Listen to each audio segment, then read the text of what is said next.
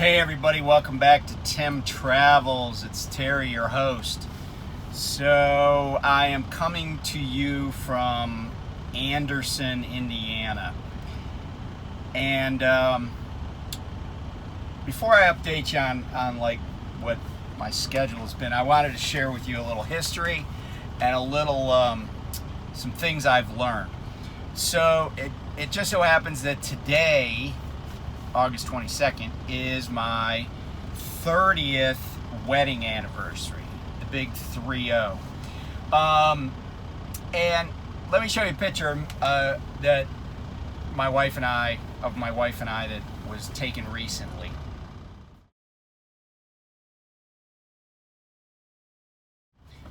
So I wanted to, normally I talk about trucking or sometimes the law or sometimes, lots of stuff. But, I don't profess to be like a marriage guru. But when you do anything for 30 years, you learn a couple of things along the line. And I'm just kind of riffing here. I didn't take any notes. I'll tell you what was happening the weekend my wife and I got married. Hurricane Andrew was kicking the shit out of Florida. In fact, Andrew is why they ended up closing Homestead Air Force Base. So I guess I was fortunate. I've been to a couple of Air Force bases that got wiped out by natural disasters in my naval career. I had been Homestead because one of the commands I was at used to do operations out of South Florida for certain things. And another time I had been to Clark Air Base before it got wiped out by Mount Pinatubo erupting. Oh, that's in the Philippines. But anyway, so yeah, that was like when we got married 30 years ago today, like Hurricane Andrew was coming through. So anyway, so what have I learned in 30 years of marriage? It's kind of funny, and the reason I bring this up is because marriage is kind of a similitude of a lot of things, right? It's a similitude of, anything that you work at that you hopefully want to get better at, but that sometimes you fail at. And I want to just say that just because somebody's been married for a long time doesn't mean that marriage hasn't had failure. Now the idea that you can overcome failure is important, and I think a lot of times maybe people give up a little bit too soon. And I said to my wife, I was FaceTiming with her just a little bit ago, and I'll get back to why I'm out here on my anniversary. Although we did kind of an anniversary trip, and I'm going to be home over Labor Day, so we're going to do some stuff. I'm good at remembering dates, but I don't always celebrate as a family. We just haven't always celebrated things on the exact date because we want to do something fun or big, and sometimes anniversaries fall on busy weekdays or whatever. But getting back to the idea that like you do something for a long time and it it's important to you. I said to my wife, I said, man, I can't believe we've been married for 30 years. Now, I'm sure lots of people have been married for 30 years, but for some reason it seems like it's a big deal. And not so much to us, but I think society in general thinks that's a big deal because people are so, people just cash in their chips a lot of times, and they just move on to the next thing. And I feel like sometimes that happens with relationships, right? Like people are like, nah, this is a little bit hard. I don't want to do this. And sometimes that's a good idea, right? Like sometimes there are people that shouldn't be married. I've definitely always said to any women that I know, if your husband's, abusive, ditch his ass. leave. Clean his bank account out and leave. And if you're a guy that's had that happen to you because you're abusive, then tough. Don't be an asshole. But I said to my wife, it doesn't seem like it's been that long. It just seems like it was yesterday that we got married. And it seems like I said it hasn't been, what is the word I said it hasn't been drudgery. Now, to be sure, we certainly have had difficult times, whether it was financially or, I had to overcome some things, especially after I got out of the military. I think the military is, it's tough on marriages. And, especially after I got out, it was, I struggled,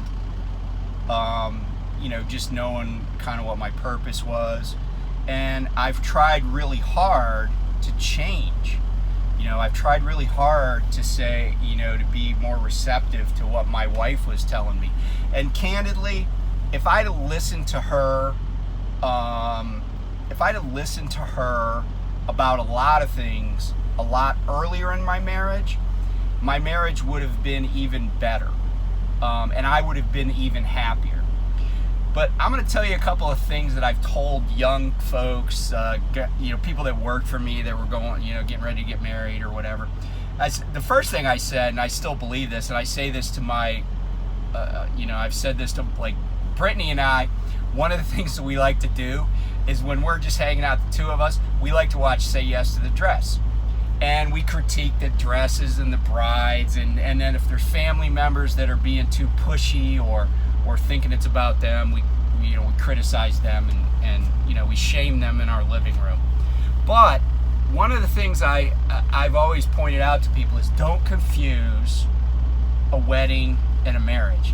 I know a lot of people that spend an awful lot of time like thinking about their wedding and planning and doing this and I will, I'm being a little bit of a caveman when I say that a lot of times it's the women that they have these ideals and ideas about what their wedding should be, and I think men sometimes don't care as much. Now, you should care though if you're going to get married, right? Because theoretically, if you're like, well, I'm not really paying much attention this time because I'm going to do it again.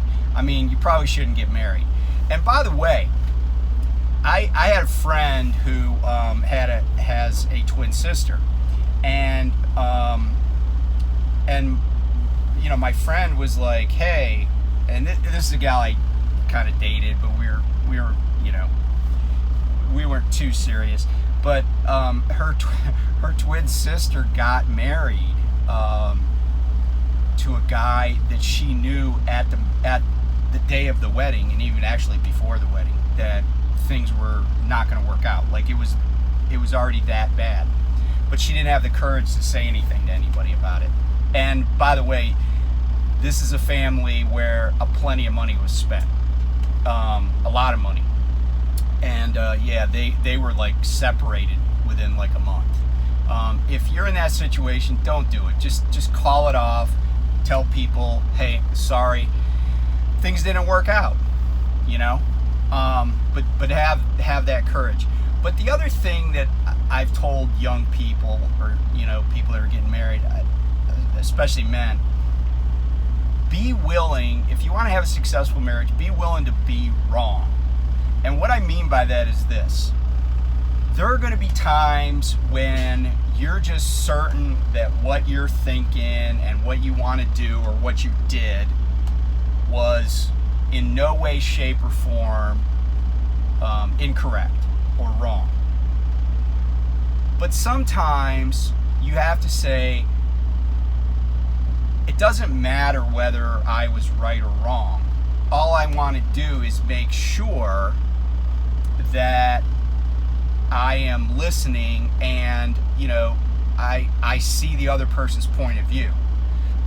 Because sometimes, you think you did the right thing, but when the other person looks at it, your spouse looks at it, they don't see it that way, and you got to try to understand why. And I'm not saying roll over. I'm saying explain yourself and try to understand both points of view, and then try to be objective. And I know it's hard, right? I know it's hard. The other thing is, don't stay mad about stuff. Now, I'd be lying if I said sometimes things happen in relationships that take a long time for people to get over. Infidelity could be one of them. There could be other things that were breaches of trust, or, just people didn't, it takes a while to overcome them. But I think the willingness to change, and the willingness to not only change, but actually change, it goes a long way. If somebody loves you enough, or wants to be with you enough, because sometimes it's not even like the love that you think it would be, but they just want to be with you enough to get married, then that's worth that's worth a fair amount of effort, right? Like, I feel like people put more effort into planning vacations, or planning for retirement, or doing stuff at work than they do working on that marriage, working on that relationship. And so that's the thing. And I got to tell you this too.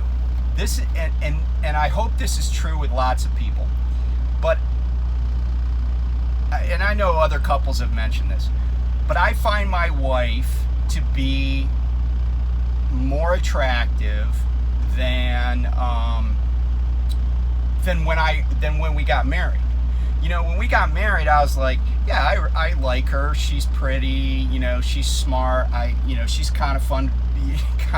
She's fun to be around. But that was that, right? Like, I didn't put a lot of thought into it.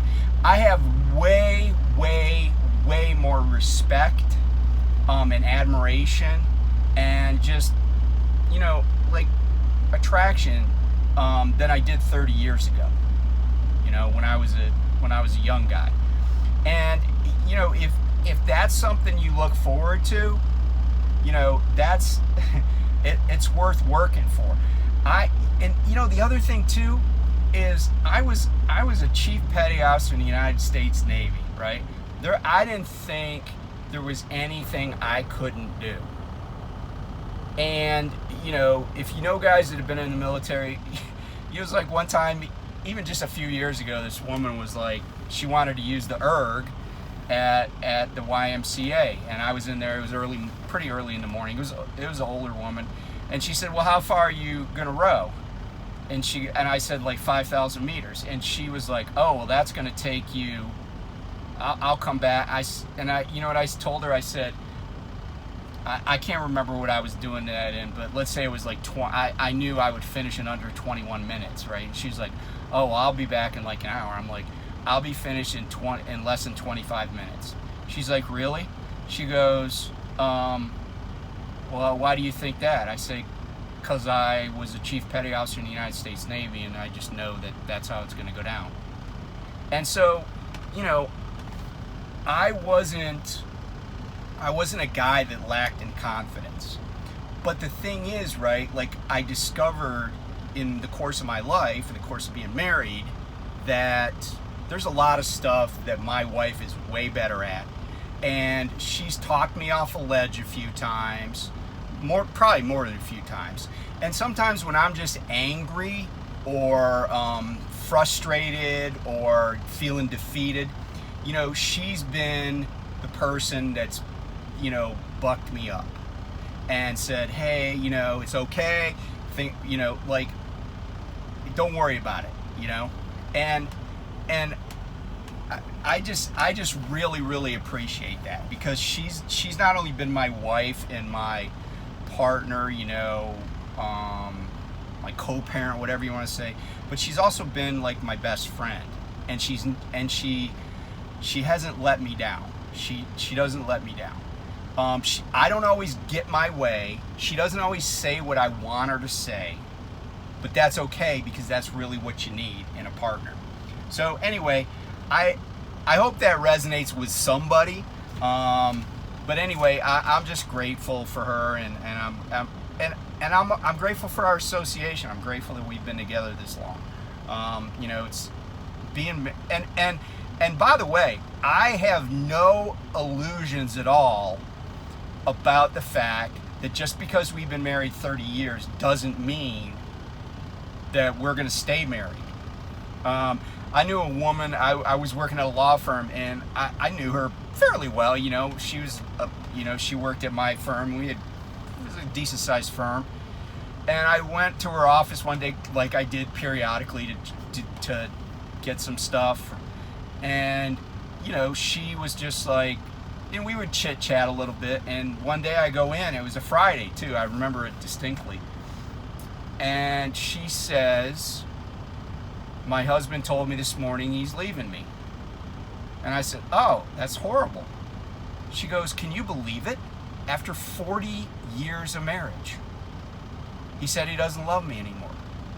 And I was like, that was a wake up, right? I mean, I kind of knew that, but I went to think about that for a second. This guy that had been married to this woman for 40 years decides to finally tell her, because maybe this had been going on for a while, he doesn't love her and he doesn't want to be married anymore. And I was just like, that must be that. I feel like that was no different than if she just said, I mean, on her, not necessarily on me, because I didn't know the guy, but I feel like it was no different than if she said, "My husband passed away last night." Like that was how big of a shock it was. So I have no illusions about numbers, right? I don't care if you've been married 3 months, 3 years, or 30 years. Every day you got to work on it a little bit. Every day you got to try to, strengthen that bond. So anyway, I'll get off my soapbox about marriage and stuff. So it's ironic that I'm, like I say, my wife has to talk me off a ledge sometimes. So we're here at this shipper, and you know who it is. If you're at Prime, you know who's in Anderson, Indiana. And the last time I came here, I mentioned this, but it was supposed to be a drop and hook. And I showed up on time, and nothing happened. And then it ended up being a live load. But here's the thing: today we had a load that delivered in Indianapolis at 0700. We were out of there by 8. Like, we got there at 6:30. We were out of there by 8. So first, and by the way, our technologically challenged company has had, like, the system was down. Like, messages weren't going through. Qualcomm was just, it was just effed up like normal. Even though they were doing maintenance, right? It's like, I feel like saying, don't fix it if it's not broken. Like, it seemed like it wasn't broken, like, earlier in the weekend, and then next thing you know, it's broken and can't get messages through. So then I'm like, I call my fleet manager. I'm like, "Hey, you got a dispatch?" So then I finally get a dispatch, and it's to pick up, it's a drop and hook at 2000. So here it is, it's 2000 now. And it's not going to be a drop and hook, and they don't even have a frickin' door for me, right? And I kind of knew this was coming, and I had forgotten, because I've talked about having a no-go list. I forgot to put this dump on my no-go list. And so now I have my son with me. He's in the back dining. He's in the dining car. And we didn't come over here super early because we stopped at Walmart, and and my APU isn't working again. And so RA said, "Oh, go over to Thermo King in Indianapolis." So I made time for that so I could go to Thermo King and get over here on time. Go to Thermo King, they're like, "Yeah, we can't take anybody till 7 tomorrow morning." So this load's going to PA, but I'm not in the situation I was when I had Brandy on the truck and I needed to get to Iowa for my son's graduation stuff. So I probably won't leave here, but I'm not going to be happy, and I'm not going to come back here. I mean, like, I feel like this is the first time, shame on you. Second time, shame on me. So I don't know. I'm just gonna. I've been here other times though. I actually did dry van stuff into here or out of here, and I came here one other time when it went as advertised. But I'm kind of sick of getting jerked around here.